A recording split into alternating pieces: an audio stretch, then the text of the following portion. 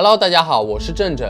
前两天讲了2个 SCP， 不知道大家还满意吗？无论是 SCP 还是真实案件，能够给大家心里带来一点点影响力，我就觉得非常满足了。因为正正做的视频都不会是草草了事的，为了更新而更新的事情，我从来就没有干过。那今天咱们说个更加诡异的案子，讲一个发生在圣诞节的超自然事件，至今仍然是一个未解之谜。为何说是诡异呢？在这里我先说一下，普通的火灾是烧不化尸骨的，但是一场大火15个孩子困在家里出不来，火灾结束后的现场竟然也没有留下孩子的尸骨，难不成孩子就这么消失了？房子、车子、梯子，还有半夜的电话，种种蛛丝马迹都让家人怀疑这场大火并非意外，而且坚信这5个孩子在大火当中失踪了，而并非葬身火海。谜团一个接着一个，那真相到底是什么呢？下面就和正正一起走进这桩扑朔迷离的案件吧。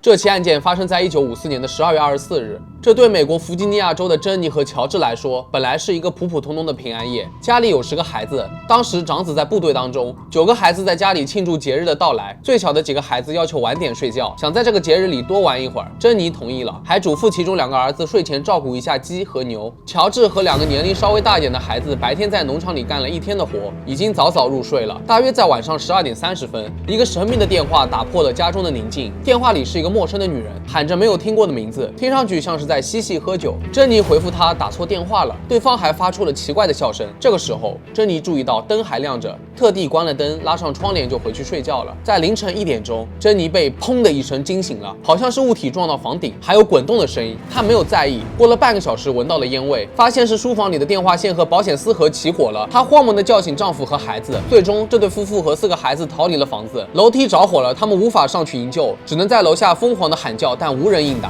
没想到接下来的营救也困难重重，因为电话线断了，珍妮只能跑到邻居家借电话报火警。路过的人也帮忙去酒馆打电话，但也是状况百出，要么电话坏了，要么联系不上接线员。乔治和儿子打算用梯子去营救，但梯子竟然不在老位置，哪里都找不到。一个本来可以扑灭大火用的水桶也被冻住了，无法使用。乔治想用做生意的卡车开到房子附近，再爬上楼，但卡车突然出故障了，无法启动，这就让人匪夷所思了。明明前一天还能正常使用的，就这样，他们眼睁睁地看着大火烧了45分钟，最后烧毁坍塌。据说是因为消防队长无法驾驶消防车，并且由于是圣诞节，直到上午8点的时候才出现了消防车。当地的警察跟随消防员前往现场，并进行了粗略的调查，向死因裁判官咨询，并确定这5个孩子无疑在大火当中丧生了，并且大火是用错误的接线引起的。但是当一群人走进废墟寻找那5个孩子的尸骨时，在场的所有人都震惊了，废墟里面竟然完全找不到5个孩子的任何遗骸和组织，大家都不敢相信这里面烧死了5个孩子。说到这里，我相信大家一定都对这起大火有众多疑问点，这对夫妇也对此并不买账，许多细节似乎都在暗示这场大火并非是一场意外。消失的尸骨、奇怪的来电、失踪的梯子、故障的卡车、切断的电话，这些难道都是巧合吗？让我们来接着分析一下。首先，最大的疑点就是消失的尸骨了。如果是在大火当中丧生，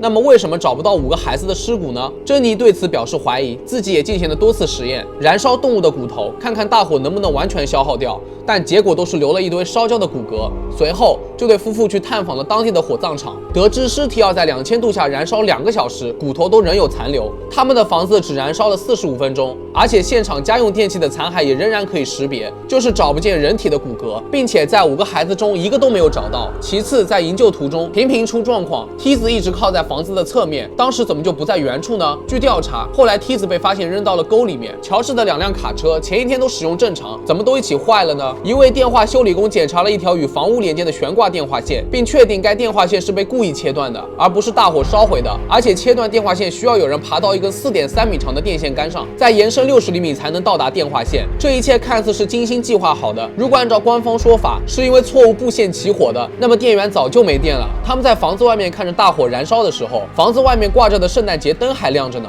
许多细节开始暴露出来，让人细思极恐。这对夫妇更加坚信了自己的想法，孩子们肯定还活着。越来越多的目击证词浮出了水面。一位目击者称，在发生火灾的时候，看到有一个人手里拿着拆除汽车发动机的工具。镇上的居民声称，那天晚上看到了失踪的孩子坐在一辆汽车里面离开了。一位附近的公交车司机告诉警方，他看到一群人在向房子投掷火球，这和珍妮半夜听到的巨响很吻合。几个月后，天气回暖，积雪开始融化。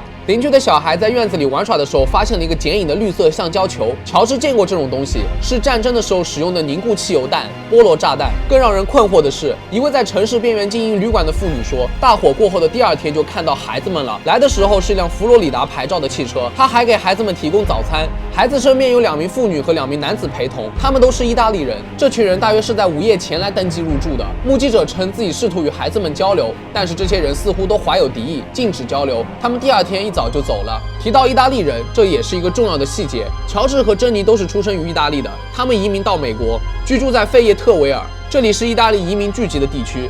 乔治在当地创办了自己的卡车运输公司，生意蒸蒸日上，成为了附近最受尊敬的中产阶级家庭之一。然而，乔治强烈反对意大利独裁者墨索里尼的观点，这使他在社区里不怎么受待见，很多人都疏远他，甚至还发生了强烈的争执。这对夫妇还聘请了私家侦探，经过调查，他发现曾经威胁过乔治的保险推销员是死因裁判官的陪审团成员之一。当时，这名保险推销员在被乔治拒绝后，警告他说：“你的房子一定会化成灰烬，孩子也会被毁掉。你要对墨索里尼的肮脏言论买单。”几个月前，乔治家有陌生人到访，表面上像是找工作。他蜿蜒到了屋子后面，指着2个独立的保险丝盒，说总有一天会引来火灾的。乔治当时很困惑，还特地找电力公司来检查过。这些之前都没有当回事的细节重新浮现在他们的眼前，细思极恐。私家侦探还打听到，消防队长声称自己当时发现了一颗心脏，于是把它埋在现场。难道事情发生了转机了吗？这些孩子真的死了吗？那之前的猜测都是巧合吗？这让所有的人都大吃一惊。消防队长被说服挖出了盒子，拿去检测。检测人员戳了戳所谓的心脏，断定是牛肝，甚至没有被火烧过。后来消防队长坦白，大火当中根本就没有什么盒子，是他自己把牛肝埋在了瓦砾中，希望这样做能够安抚到家人。在接下来的日子里，线索不断的出现。在1949年的8月，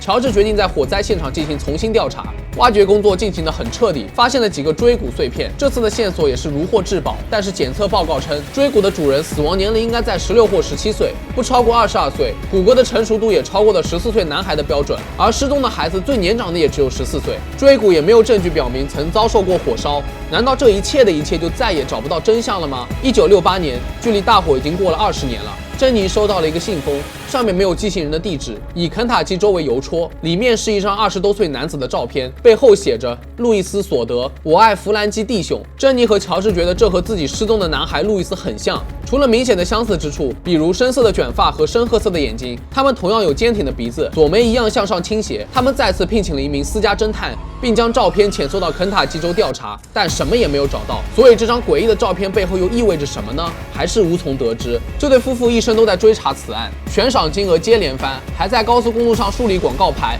，3番2次请侦探。有人说这是西西里黑手党看不惯乔治，对他实施的报复。那孩子是被拐卖了吗？会不会是有人恐吓了失踪的孩子们？如果和家里联系，就会带来不可避免的伤害。1969年，乔治去世，珍妮和幸存的孩子们继续寻找失踪的孩子，不为别的，只是想知道他们是否还好好活着，或者确实死于了大火之中。好了，本期视频到这里就结束了，是不是非常想知道真相呢？其实我也想知道，但是事实上就是没有结果的一起案件。不管是天时地利人和，所有的因素都巧妙地聚集在一起，发生的都非常诡异。我在这里说一下我个人的看法吧。乔治在当地公开表明自己反对墨索里尼，树大招风，传到了黑手党的耳朵里，所以引来了杀身之祸。平安夜的时间和半夜的大火也是蓄谋已久的，因为过节的时候消防和救护也是相当的空虚，并且夫妇俩能够在房子外面找到的所有救援工具完全都无效了。房子外面被人动了手脚，而且是深更半夜，不就更加容易吗？事后官员的草草了事也有蹊跷，包括多年之后的那张照片，这使这起原本只有火灾的案子变成了一起诡异的超自然案件。好了，我知道大家肯定有许多想法，所以赶紧去评论区交流一波。我相信本期的评论区一定会非常热闹。在这里，郑郑还要感谢社会你陈哥3、龙门陈警官、一只快乐的地级、璀璨 life、姜丝糖、混沌殿堂萨、纱布辣鸡鱼、今天白猪自闭了、凡凡、王的宝剑、塞巴基、